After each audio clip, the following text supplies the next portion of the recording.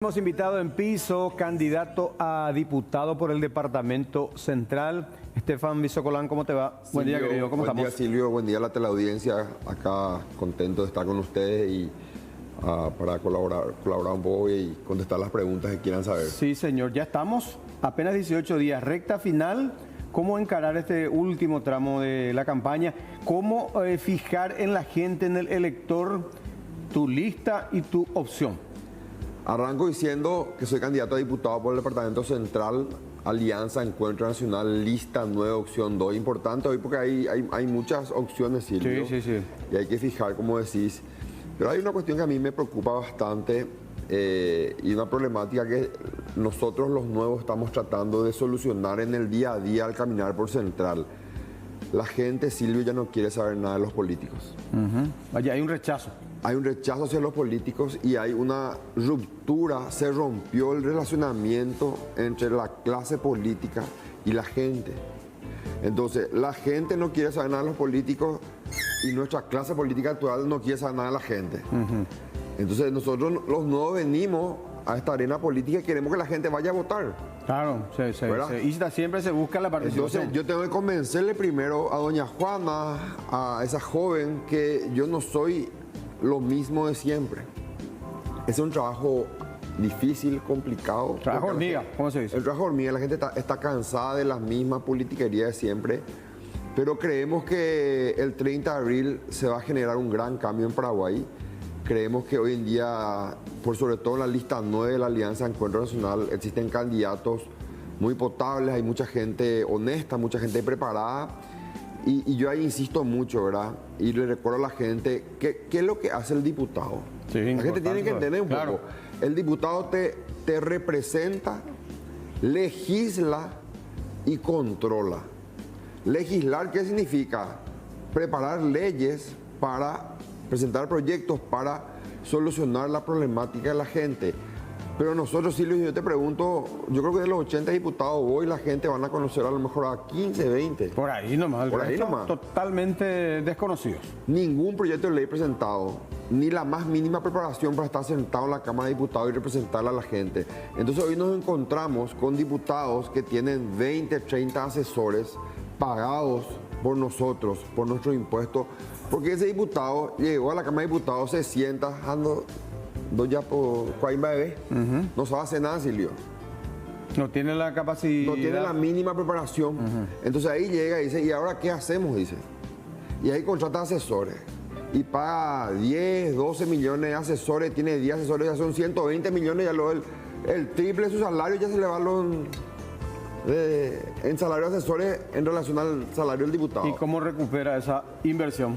No, y el tema es el siguiente, cómo nosotros los paraguayos nos vemos beneficiados con un parlamentario que necesita de 10 asesores para preparar un proyecto de ley.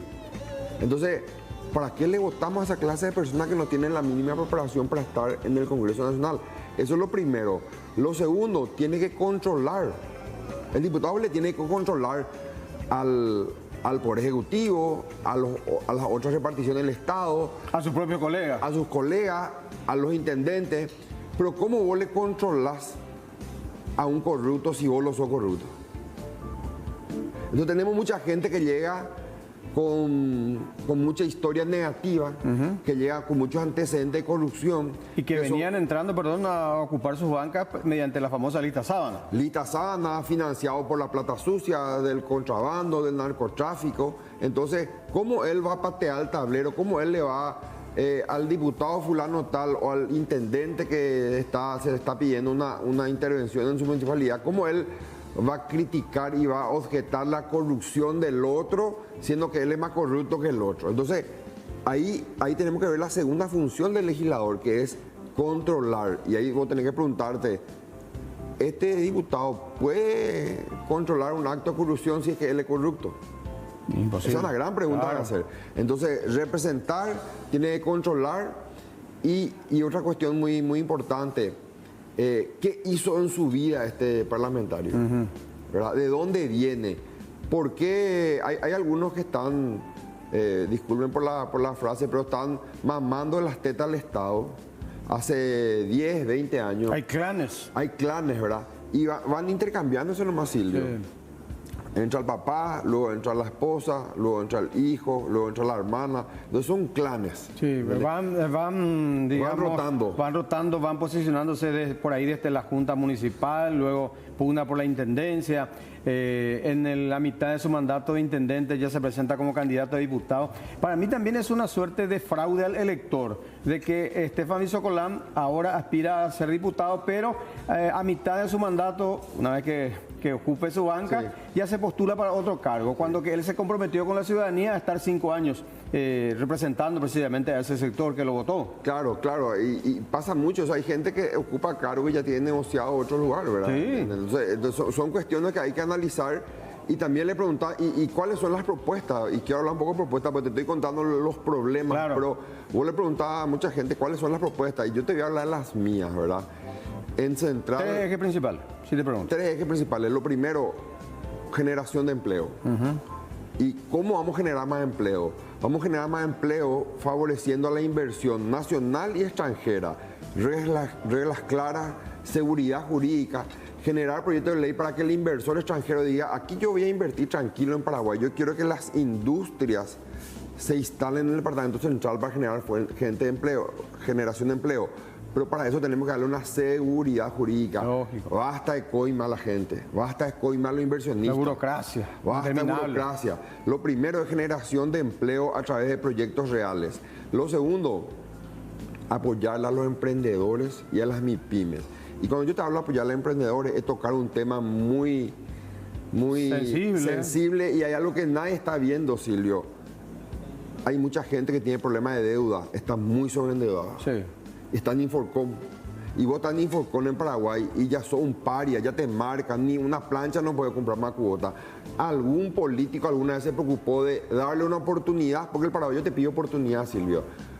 Al tipo que tiene 30, 35 años, al joven que no pagó 2 cuotas de su celular, le vas a dejar muerto sin trabajo, sin poder acceder a ni un crédito porque falló una vez en su vida. Hay que darle oportunidad a la gente. Claro, y esa persona que no tiene posibilidad de salir de ese círculo de endeudamiento porque precisamente por alguna situación cayó precisamente con el retraso de 1 o 2 cuotas de algún compromiso que asumió, directamente ya es incluido en la lista de morosos, y a partir de allí ya es como una suerte de muerte civil. Es una muerte civil, muerte comercial, no consigue trabajo, quiere abrir una lomitería, quiere quitar un crédito de 3, 5 millones de aníes, nadie le da crédito. Entonces yo quiero generar un plan de recuperación y de reinserción de los emprendedores del sector privado que están con problemáticas de Inforcom.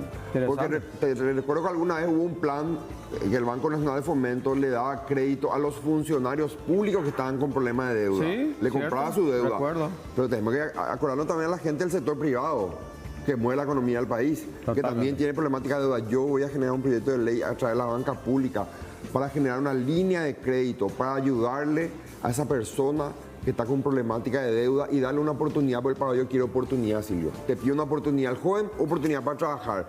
El adulto te dice, gano salario mínimo, pero me embarga mi sueldo porque tengo deuda aquí, tengo deuda allá.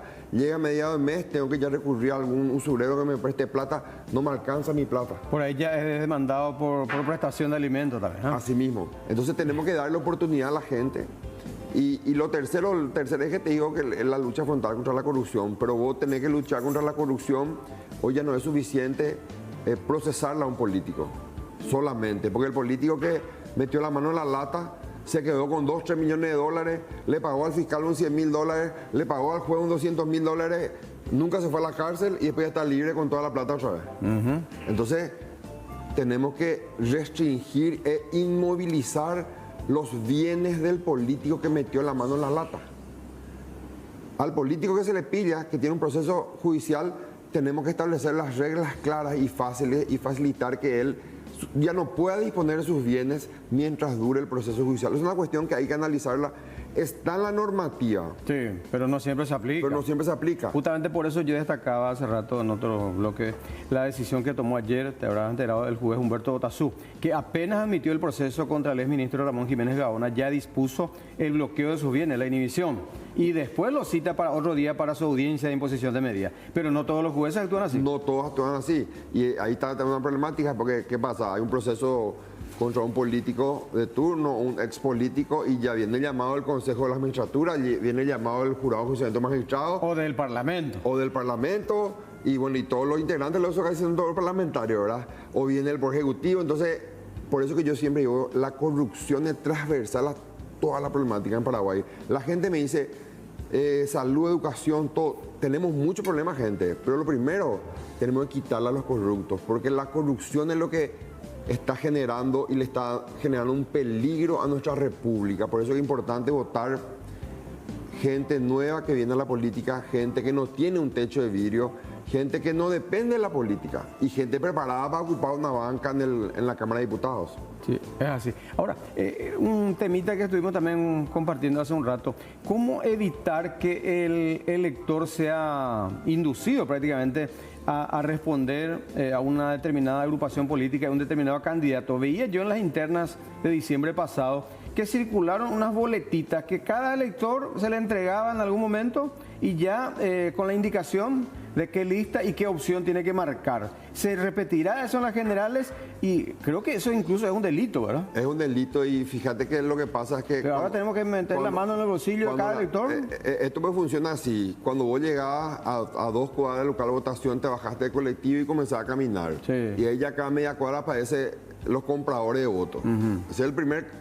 Te aparece uno acá, primer escenario. Otro acá. La gente obviamente no tiene que vender su voto, pero el que cayó ya en ese delito ya te da un cooperativo. Una cartilla. Una cartilla. Sí, una y ahí ya están los datos. Sí. Vos formás fila y ya a veces ya hay alguien cerca del local de votación que te ayuda a entrar a votar. Generalmente usan a niños. Te dice, este señor no ve bien, te dice. Porque es complicado la votación. Claro. Entonces, ¿qué pasa? Entra a votar y ya entra un niño a ayudarle.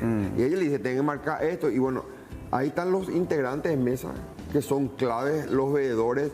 Pero hay una realidad, Silvio. Las estructuras más grandes de control las tienen los partidos tradicionales. Sí. Es una realidad. Nosotros los independientes dependemos muchísimo de la voluntad de la gente que va a votar. Del ciudadano responsable, del pensante. Necesitamos mucho de que le digan no al que te quiere comprar tu voto. Pues yo siempre digo, vender tu voto pues es comida para un día, hambre para 5 años. ¿verdad? Totalmente. ¿Central cuántos diputados tiene? 20 lugares. 20 escaños en diputados. 20 escaños. Ajá. ¿Actualmente el encuentro tiene? El encuentro actualmente tiene 2 escaños. Te recuerdo que la Alianza Encuentro Nacional, la lista 9, es una alianza del partido Hagamos, el partido Encuentro, y también el movimiento Despertar, que es parte del equipo de Soledad Núñez. Yo estoy en la lista representando al equipo Soledad Núñez y hoy en día tenemos 4 lugares en el Congreso Nacional si vamos a sumar todos los parlamentarios y creemos que vamos a llegar a 5 o 6 lugares, vamos a incrementar 1 o 2 bancas más en la Cámara de Diputados. En 30 segundos un mensaje final a ese elector centralino. Le digo a la gente de Central, vayamos a votar y no seamos cómplices de los mismos ladrones que nos vienen robando hace décadas. ¿Cómo somos cómplices si no nos vamos a votar? ¿Cómo somos cómplices si no vamos a votar y votamos por lo mismo de siempre? Generemos el gran cambio en Paraguay. Yo me considero un diputado del cambio y tengo en mi lista 9, tengo muchos otros compañeros que son muy buenas opciones. Yo les pido a la gente que voten por la lista 9 de la Alianza de Encuentro Nacional. En mi caso soy lista 9, opción 2, Viso Colán, algunos me conocen como Visoca. Dennos una oportunidad para generar el gran cambio en Paraguay. Gracias por la visita. Gracias, Silvio. Bueno, marcamos una pausita, ya venimos.